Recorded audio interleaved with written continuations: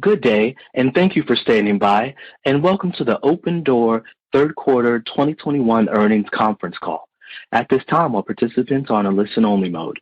After the speaker's presentation, there'll be a question-and-answer session. To ask a question during the session, you'll need to press star one on your telephone. Please be advised that today's conference is being recorded.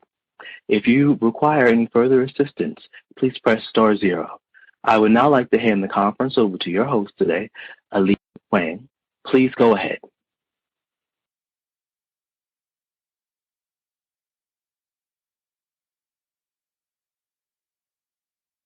Thank you, and good afternoon. Full details of our results and additional management commentary are available in our earnings release and shareholder letter, which can be found on the investor relations section of our website at investor.opendoor.com. Please note that this call will be simultaneously webcast on the investor relations section of the company's corporate website. Before we start, I would like to remind you that the following discussion contains forward-looking statements within the meaning of the federal securities laws, including, but not limited to, statements regarding Opendoor's future financial results and management's expectations and plans for the business. These statements are neither promises nor guarantees and involve risks and uncertainties that may cause actual results to differ materially from those discussed here. Additional information that could cause actual results to differ from forward-looking statements can be found in the Risk Factors section of Opendoor's annual report on Form 10-K for the year ended December 31st, 2020, and Opendoor's other periodic SEC filings, including the quarterly report on Form 10-Q for the period ended September 30th, 2021, to be filed with the SEC. Any forward-looking statements made in this conference call, including responses to your questions, are based on current expectations as of today, and Opendoor assumes no obligation to update or revise them, whether as a result of new developments or otherwise, except as required by law. The following discussion may contain non-GAAP financial measures.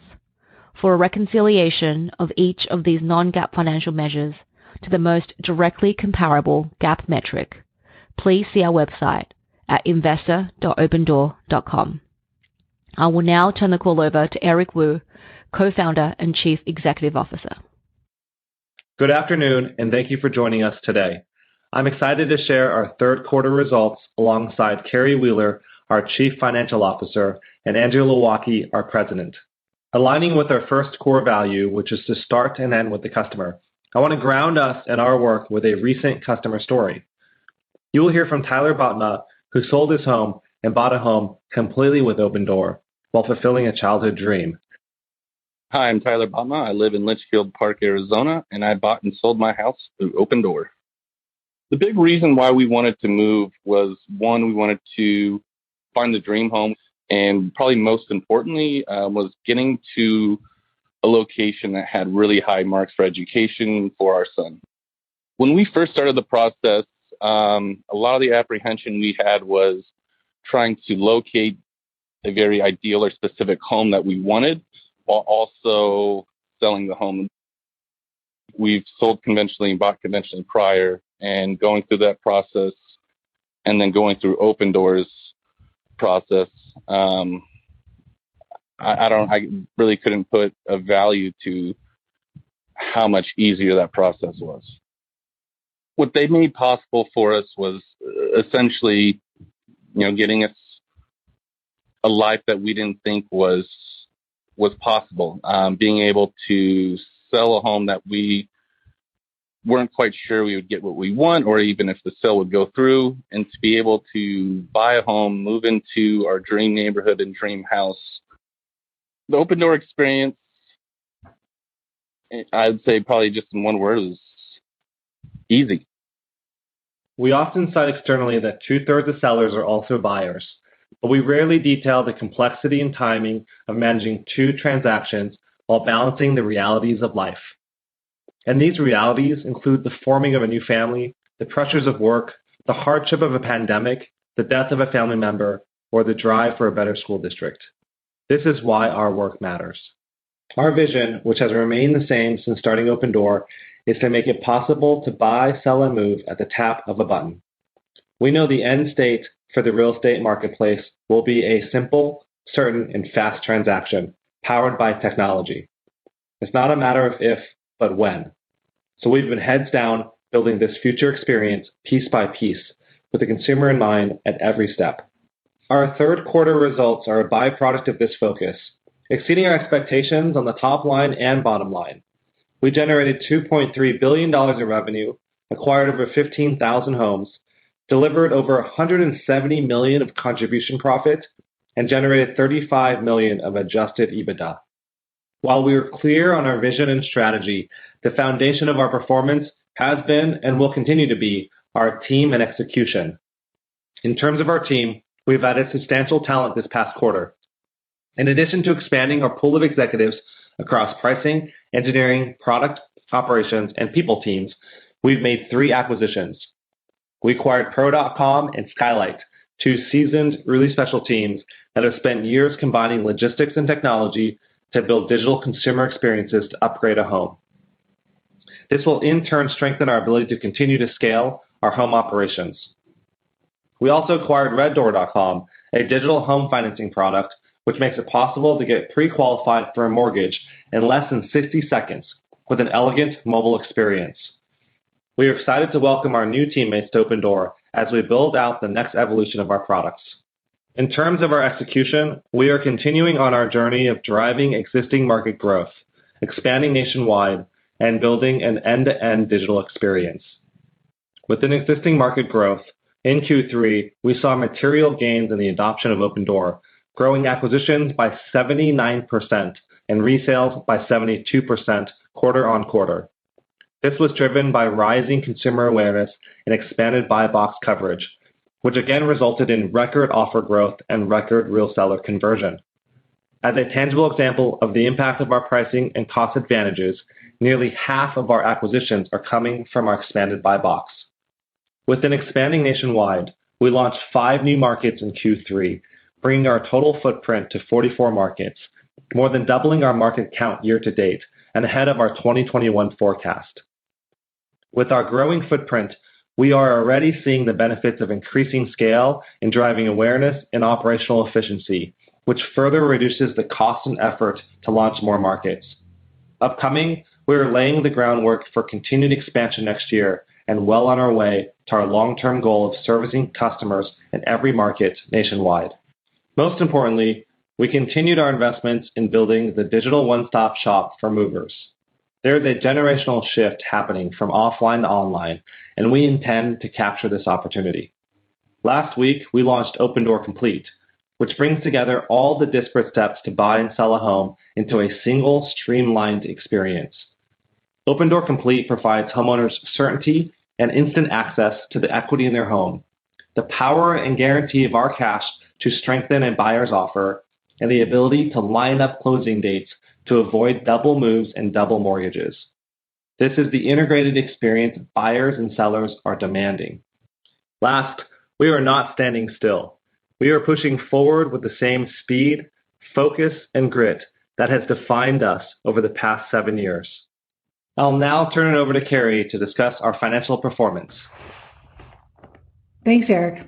As Eric said, Q3 was another strong quarter for Opendoor. We purchased 15,181 homes, up 79% versus Q2. This growth was driven by our superior value proposition and robust operational capabilities, which led to record levels of offers and record real seller conversion. Buy box expansion provided strong tailwinds, with more than 45% of the homes acquired in Q3 coming from our expanded buy box since the end of 2019. In addition, our brand building efforts and lifecycle marketing delivered stronger than anticipated growth. On the resale front, we sold 5,988 homes, up 72% versus Q2, and generated revenue of nearly $2.3 billion, up 91% quarter over quarter. We exceeded the high end of our guidance primarily due to unit volumes, driven by strong home acquisition growth and the overall strength of demand for homes, which led to a faster sell-through rate than we'd anticipated. Home price appreciation and price-related buy box gains were also tailwinds to revenue, driving a sequential increase in revenue per home sold of 11%. Our adjusted gross profit margin was 10.3%, and our contribution margin was 7.5% in Q3. These compare to 13.5% and 10.8%, respectively, in Q2. This sequential moderation is in line with our expectation and our prior guidance. As a reminder, we believe we can sustainably deliver mid-single-digit contribution margins of approximately 4 to 6% on an annual basis, given our cost structure and the strength of our pricing and operational capabilities. In Q1 and Q2, our margins outperformed these levels for two primary reasons. One, as we exited 2020 with very low inventory levels, our resale mix was heavily over-indexed to recently acquired homes. And two, we were deliberately a bit conservative in how much HPA we embedded into our pricing in the early part of the year, particularly as HPA accelerated throughout Q1. We saw both of these temporary factors begin to unwind in Q3, in line with our internal expectations and the guidance we provided last quarter. We expect to be back to operating within our 4 to 6% target margin range in Q4. Over the long term, we believe this moves to 7 to 9% as we continue to grow our services revenue and margin streams.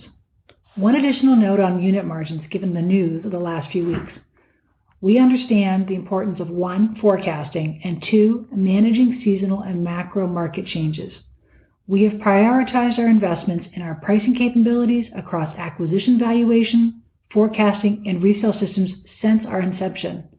These investments pair with a strong risk management DNA that's embedded in our pricing, our operations, and our finance teams. Our philosophy for growth has always been, and will continue to be, anchored in disciplined unit economics. I'd note that Q4 of 2021 will mark our 20th consecutive quarter of positive contribution margins. Adjusted EBITDA in the quarter was $35 million, compared to $26 million in Q2. Adjusted EBITDA was well ahead of our expectations due to revenue outperformance and strong unit economics, both of which provided incremental leverage against our operating expense base. Adjusted operating expenses, defined as the delta between adjusted EBITDA and contribution profit, were $135 million, up $33 million quarter over quarter.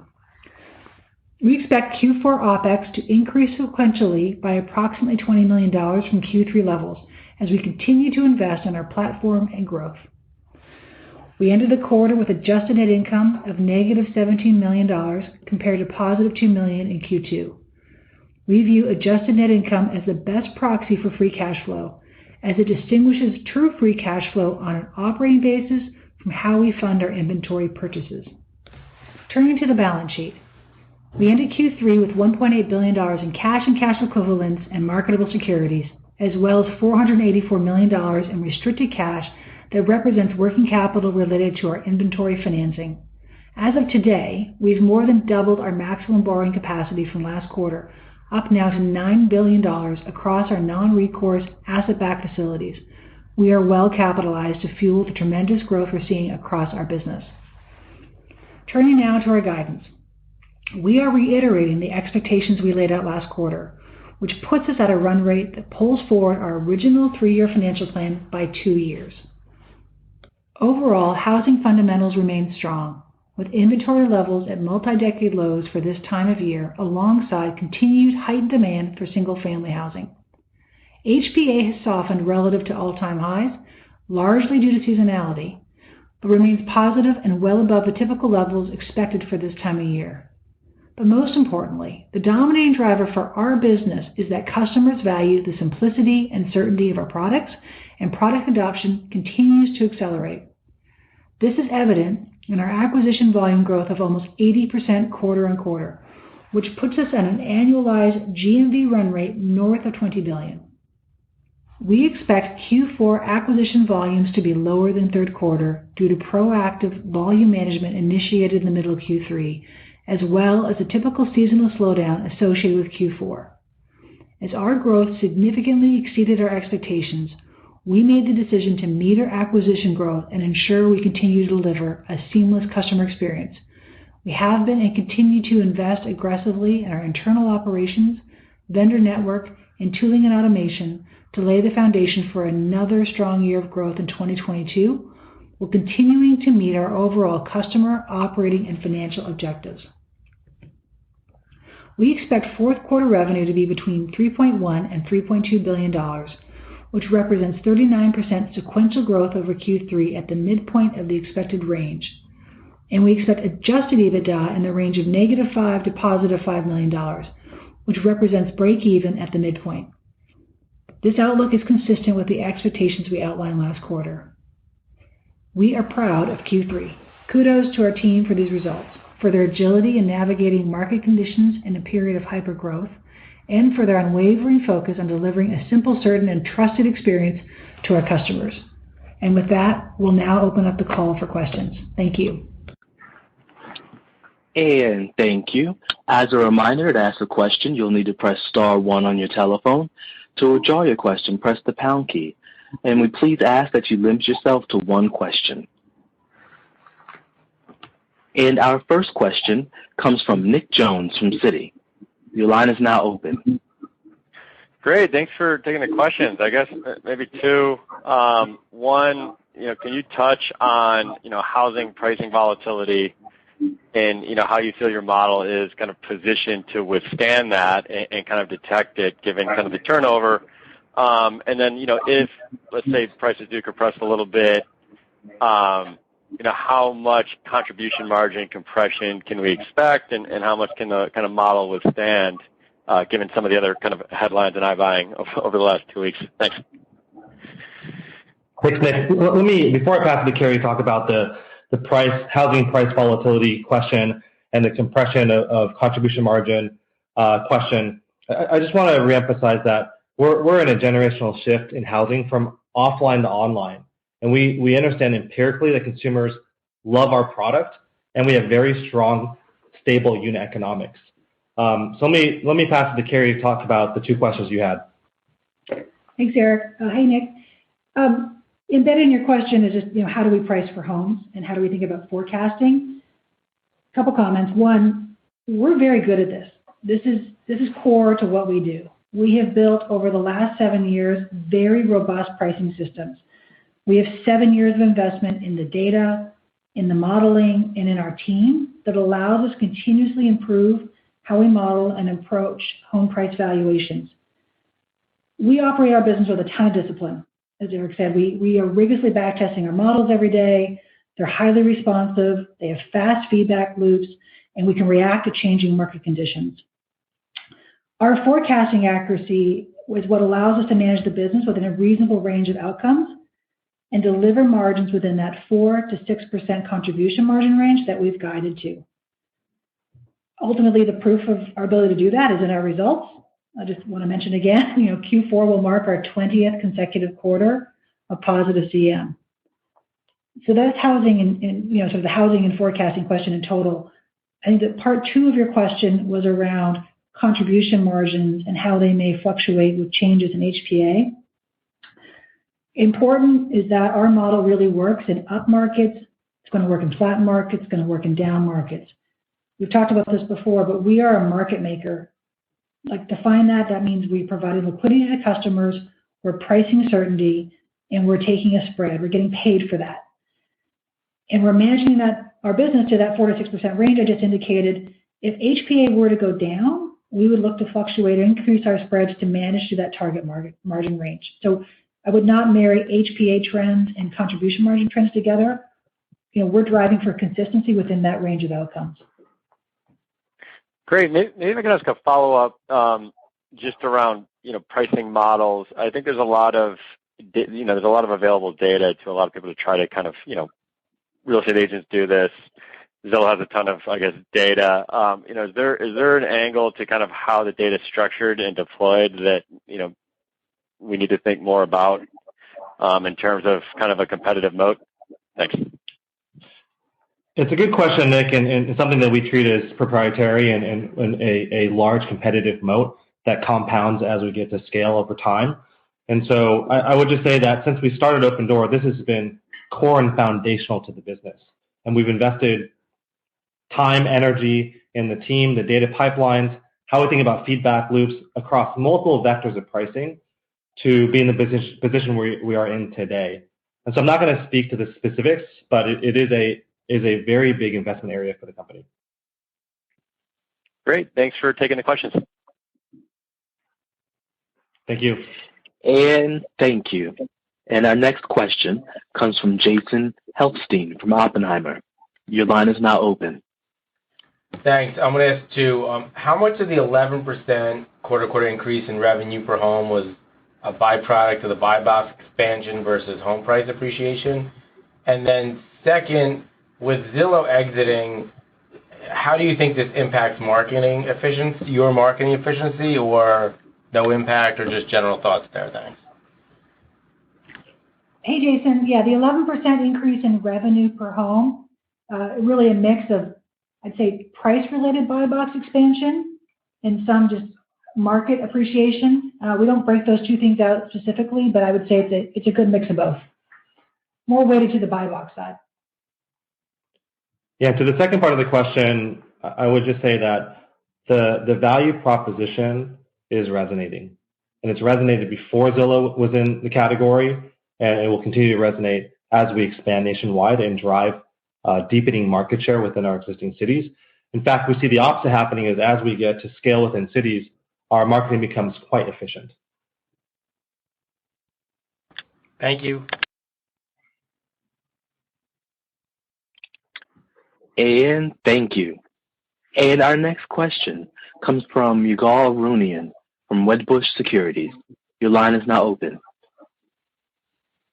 Hey, good afternoon, guys. So one of the things that came up over the past couple of weeks with what's happened in the iBuying space has been on the pricing side. The other thing that's come up is on the operational side. You touched on it in your comments and in the investor letter. Can you maybe expand on Scout a little bit, how it drives benefits and helps you scale more efficiently? You mentioned, I think, when you guys first were going public, 10,000 contractors on the app. Can you update that number? And then maybe talk a little bit about how the acquisitions can integrate with Scout and kind of help you improve your scalability on the operational side. Hey, Ygal, it's Andrew here. Happy to speak to that.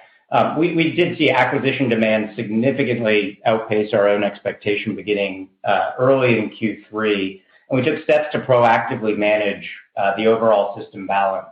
It's really a good reflection of the integrated system we run here at Opendoor. You mentioned Scout, and our ability to absorb that 80% quarter-over-quarter increase in our acquisition volume really highlights 7 years of investment, not just in Scout, but in our technology and operations platform more broadly. Capabilities like centralization, the ability to take calls from across our 44 market footprint in one location, or virtualization, the ability to do for customers or employees or vendors to do things by video instead of in person, or self-serve, which lets a customer do things and take actions on their own timeline when it's most convenient for them without ever involving a person. Those are capabilities that don't happen overnight. It's those investments actually that let us flex up so rapidly and so quickly, even while maintaining the customer experience to an incredibly high standard. Great, that's really helpful. And then I guess in all that's happening, a little bit lost in the shuffle, or something that usually gets a little bit more attention is just on the ancillary services. And any update on that in general, on open back offers, and then how Opendoor Complete can, or how you expect Opendoor Complete to kind of tile that together and potentially drive better attach in the coming quarters? Thank you. Sure thing. Last quarter, we shared that we hit that $1 billion GMV milestone on Opendoor backed offers. And that really was about product market fit, that our Opendoor backed offers were helping customers be more successful in winning their next home. Right now, we're focused on scalability, making sure our tech and ops platforms for our services are ready to scale. Per the comments on our core business, we know that those upfront investments are critical to delivering great experiences over time, and we're focused on investing there. We continue to make progress, as you called out. We launched Opendoor Complete last week, which helps the nearly 2/3 of sellers who are also buying have certainty on their sale and the equity in their home, have the power of an Opendoor backed offer to win their next home, and the convenience of lining up all the dates, all the power of Opendoor's innovation in one seamless offering. We also announced the acquisition of Reddoor, a fully digital mortgage brokerage that delivers a truly delightful customer experience. Eric mentioned it in the prepared remarks. A buyer can go from app install to pre-qual in less than 60 seconds. We're focused on getting the integration and licensing done and look forward to rolling that out in the early part of next year. Overall, we're seeing strong signs that the end-to-end digital experience is what our customers crave, and we're confident that our strategy and execution will deliver for years to come. Appreciate the answers. Thanks, guys. Thank you. And our next question comes from Stephen Ju from Credit Suisse. Your line is now open. All right. Thank you so much. I'm sorry if it was covered a little bit earlier, but can you talk about your level of inventory build-up this quarter? Should we be thinking that the traditional holding period of around 90 to 100 days may be elongating a bit here, so you can give yourself a little bit more time to refurbish given the labor constraints, or is there another operational factor that's going into a decision here? And I guess there's probably nuances for each market, but are you finding that the timeline to launch each subsequent city or market is coming down as you get more practice? And at this point, how much prep work or timeline does it really take to go into each new market? Okay, thanks. Hey, Stephen, it's Carrie. Maybe I'll just touch base a little bit on inventory health, and I'll Andrew speak to the last part of your question. Yes, inventory grew a lot in the last quarter. That's a function of us growing. It's a good thing. And we feel good about what we own right now and the pace of our resale. Our resale pace is going to be slower or faster depending on the market environment we're in, and certainly time of year is one consideration there. I mean, people don't love moving during the holidays, so Q4 may be slower, Q1 a little bit faster, etc. We factor our resale expectations into how we price and how we manage our inventory. And I'd say that Q4 reflects that resale pace and where we're at right now against what continues to be a very healthy housing market. Nothing fundamentally has changed really about our holding periods, but I'll ask Andrew to comment on the latter part of your question. Sure. And I think two parts in there. The first around holding periods. Overall, we did, as I mentioned, take steps to proactively manage the overall system balance because that holding period is elongated. We're confident that the supply will be balanced with our demand outlook across the vast majority of our 44 market footprint by the end of the year. Now, certainly, we see some of the labor constraints that are so prevalent across the country right now, but it's really important to call out that the homes we buy are generally in good conditions. We typically do small jobs, light repairs, so getting a home resale ready doesn't require specialty labor. So we feel good about our ability to have that system completely in balance by the end of this year. And then I think you also had a question in there around the time to launch additional cities. Look, we've more than doubled our market footprint. We started the year with 21 markets. We're now in 44. That 23 market increase is really a testament to our team's execution and the refinement of the playbook that we've made. You saw us actually not only launch 23 markets year to date, but you saw us launch 6 markets in a single day. And that's a function of the time and investment in centralizing teams so that we could launch and scale more quickly. And the team continues to be hard at work to expand our footprint nationwide. So we feel good about our playbooks there. Thank you. And thank you. And our next question comes from Michael Ng from Goldman Sachs. Your line is now open. Hey, good afternoon. This is Adam Hotchkiss on for Mike. Thanks for taking the questions. I have two. First, you mentioned the record real seller conversion, which I think, given the bidding wars in the market and the high velocity of homes going through the traditional process, seems to be quite impressive. Could you give us a sense for what dynamics you think are driving this in the quarter? And then second, with the 45% of acquisitions you mentioned coming from the expanded buy box since 2019. Could you give us a sense of how much of that is new markets versus the expansion of the buy box in some of your other core markets? I guess it would just be good to get a sense of how quickly you ramp the buy box in more heterogeneous markets as you launch them and what gives you the confidence there. Thanks so much. Yeah, I appreciate the question, Adam. So we're like you mentioned, we're seeing record highs in two vectors, which is offer requests and then real seller conversion. And what I can highlight is that we have been and continue to focus on three vectors to drive conversion, which is simplicity, certainty, and speed. The last vector that we've started to focus on is really trust.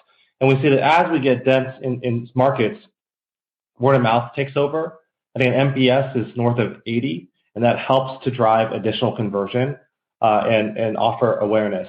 To the second part of the question, I'll pass it to Carrie to talk about the buy box expansion. Yeah, I'm happy to. So the 45% increase in buy box we've seen since the 2019 time period, I mean, the vast majority of that is driven by what's in our existing markets. It's just expanding the surface area we can cover within a given market, whether that's home type or price or age, what have you. It's really mostly driven by the existing market side.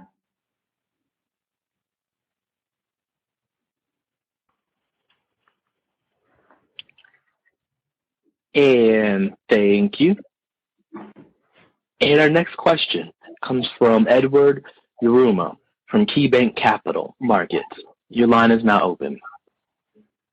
Hi, this is Abby Zvaniak on for Ed. So I know that, penetration of iBuying is still low, but do you believe that sellers were cross-shopping, different iBuyers? And then if so, have you seen any localized pricing changes due to the exit of Zillow? And then a second part to the question, it seems like the buy box has expanded to higher value homes, but are you also open to older housing stock or homes that require more repair remodel? I appreciate the question. So the first part of the question was, have we observed cross-shopping in iBuying, and what is the impact of less competition? I think what we've seen is that if we can meet customer expectations and deliver, again, on a simple, certain, and fast transaction, that people will say yes to Opendoor. And while there are cases where people are cross-shopping, we're investing heavily in the experience, our operational capabilities to lower the cost and our pricing accuracy to win the trust of our customers. Again, conversion is north of 35%. So cross-shopping hasn't at all impaired our ability to grow. And in fact, there's, in our perspective, too much demand for our product. And on your question around buy box changes, as Carrie mentioned, that's really expanding our coverage of homes that we can offer on. We want to delight more customers with the experiences we offer. And that could be any number of dimensions that drive that expansion. It could be an older home. It could be the home price. It could be a little bit around home condition. It could be, take your pick of a long list of different attributes that drive that expansion. Our team's been really good about finding those opportunities where we were not making offers to customers and expanding our offering to them while making sure that we felt really good about the pricing accuracy and our ability to forecast. Great, thank you. And thank you. And ladies and gentlemen, if you'd like to ask a question, that is star one. Again, if you'd like to ask a question, that is star one. And our next question comes from Ryan McKeveney from Zelman & Associates. Your line is now open. Hey, Eric and Carrie. Congrats on the results, and thanks for taking the question. Obviously, inventory risk management is clearly top of mind here, and Carrie, you mentioned risk management in the DNA of the company. So, at the end of the day, obviously, we can see the results in terms of the unit margins, obviously remaining good. The inventory valuation impairment staying very modest relative to the size of the inventory. So, to ask what several of my colleagues on the call have asked, but a bit different way, part of it clearly relates to the pricing accuracy at the start, but then there's also managing things once it's in inventory, managing that resale pace. Can you talk about your philosophy around whether it's managing cohorts based on geography or time and inventory, and ultimately just thinking about that tail risk of the portfolio and kind of how you think about managing that to avoid the situation where you get caught with some inventory that's maybe, not selling for where you thought it would. Just general thoughts on the risk management side would be helpful. Sure, I'm happy to give you some more color on that. I mean, as you said and you highlighted in our remarks, it really is part of our DNA. We spend as much time on the risk management side as we do thinking about the acquisition side. I mean, obviously those two things are paired together. We're constantly looking at cohort performance and making sure that they are performing in line with where we expected. We hold our own feet to the fire on that every day. We're not just looking at geographies, Ryan, but we're looking at home price segments, you name it, to understand relative to the expectations we had, how are they performing over time, and that feeds into our ability to forecast and manage to the margin ranges we had. We have a big team of very smart people who spend all their time on this topic of pricing and investment, led by our Chief Investment Officer. But the ownership of risk and the risk management systems really extend beyond that. It's core to not just the pricing team. Our ops team is held accountable for managing homes and risk. Our finance team thinks about certainly capital markets. We meet regularly on the topic of risk management at the very senior levels of the Opendoor management team, and then down from there. So it's really core to what we do, and it's just part of our daily operating cadence. It has to be. That's helpful, Carrie. Thank you.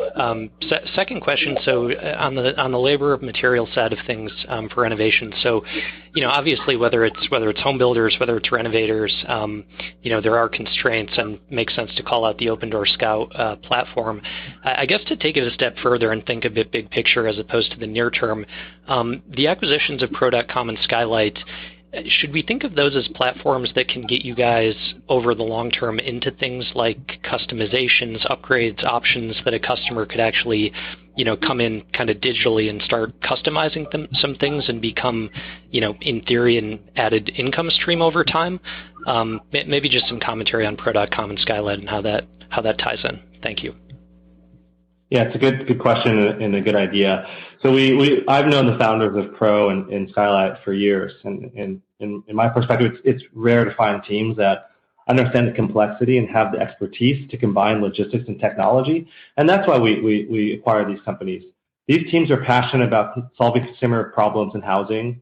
They have technology capabilities that can pull forward our roadmap, and they're going to be working on helping us scale Opendoor. To the second part of your question is, do we want to apply these capabilities in the future to help consumers personalize homes and add revenue streams? It's something that we dream about. It's something that we will put into motion once we feel comfortable with our operational scale. And lastly, more importantly, that we can deliver on a fantastic consumer experience in that category. I think it's something that we can do in the future. Thanks, Eric. And thank you. And I'm showing no further questions. I would now like to turn the call back over to Eric Wu for closing remarks. I just want to spend a second to thank our teammates here at Opendoor that put in the hard work when no one is looking to delight our customers. These results are a byproduct of that hard work and the teammates around the table that spend their nights and weekends helping our customers. Thank you. Thank you. This concludes today's conference call. Thank you for participating. You may now disconnect.